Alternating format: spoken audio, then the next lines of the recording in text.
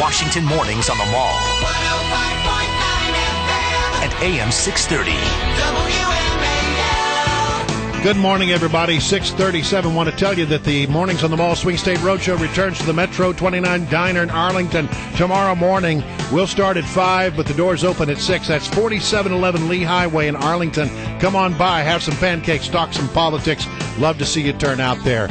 We are pleased, and when I say we, it's Brian Wilson and Larry O'Connor from I thought Breitbart maybe TV. you had a mouse in your pocket. No, I was talking about we. We are pleased to be joined by Stuart Varney from your Fox Business Network. Hello, Stuart. How are you? Good morning, Brian. Larry, how are you? Good morning. My heart goes out to the people in New York and New Jersey, and that's where you're based, and I have so many good friends who work for the Fox News Channel up in New York there. How are you guys getting along? Well, I'll tell you, Brian, I was out of state for the last 3 days, trying to get back to New Jersey. Yesterday, managed to get as far as D.C. and then had to drive north back home to Jersey. Wow. That drive was fascinating. Number one, you go through mile after mile after mile of darkened roads, no lights on in the houses, no businesses open. That's a shock. But the biggest shock of all, there's no gas.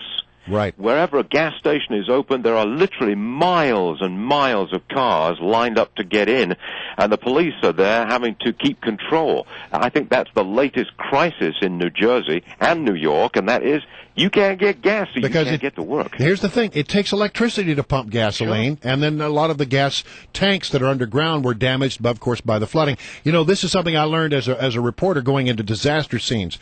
Man, go as close as you can get and then fill it up.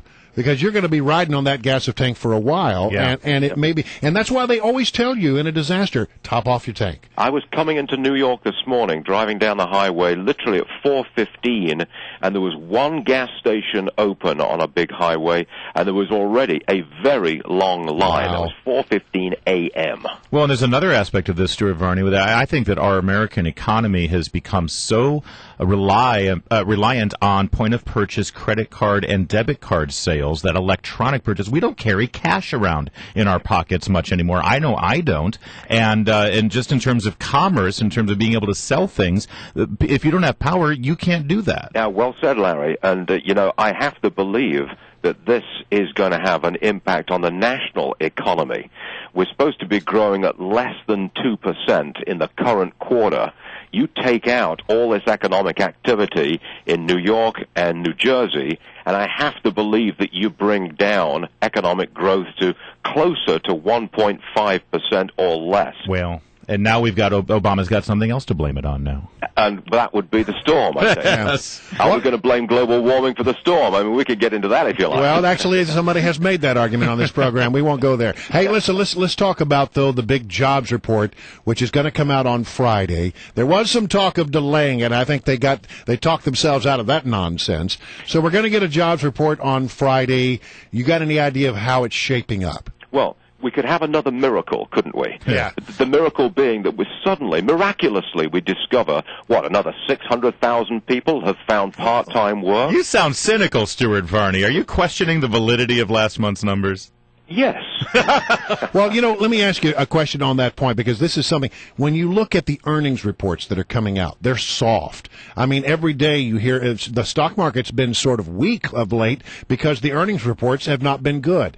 I don't understand sometimes how the economy works, but it seems to me if companies are not earning money, then how can the economy be growing and jobs being created? Look, there is a disconnect here.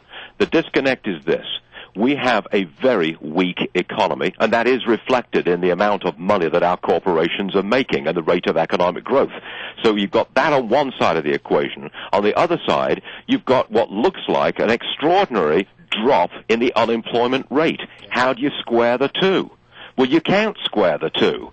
You've got this 7.8% unemployment rate in a very weak economy. The rate's coming down, but so is the economy. There's a disconnect between the two. I'm not suggesting that the numbers are being fixed or that somebody is cooking the books.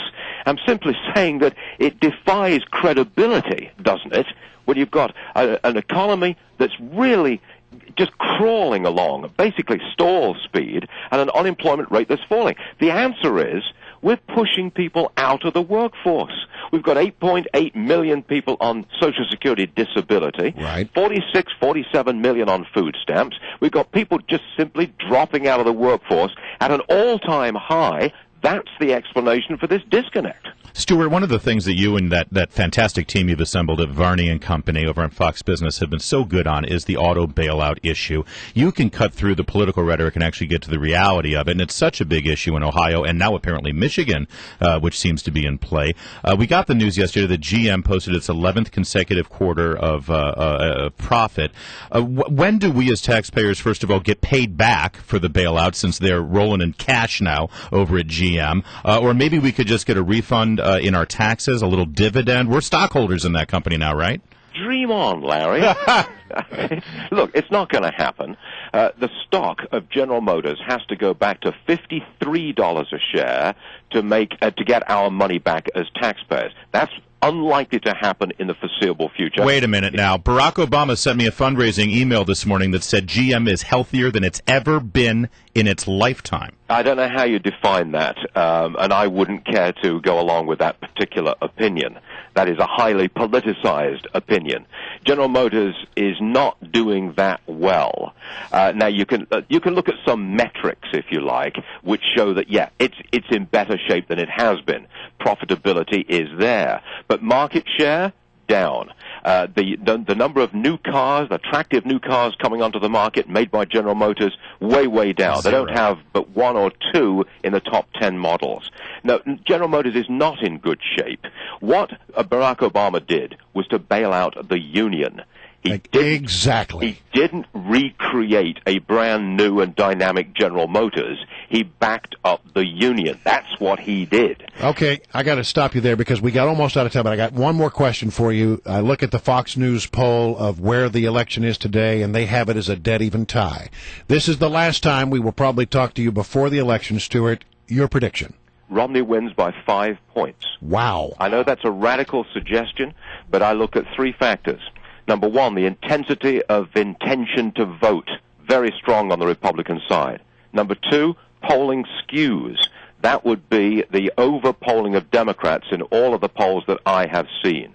Number three, I don't know anybody who voted for McCain in 2008 and who will now vote for Obama in 2012. No switchover in that direction, huge switchover in the other direction. Romney by 5. Stuart Varney from the Fox Business Network. You can catch Varney and Company on the Fox Business Network at 9:20 each weekday. Stuart, thank you very much.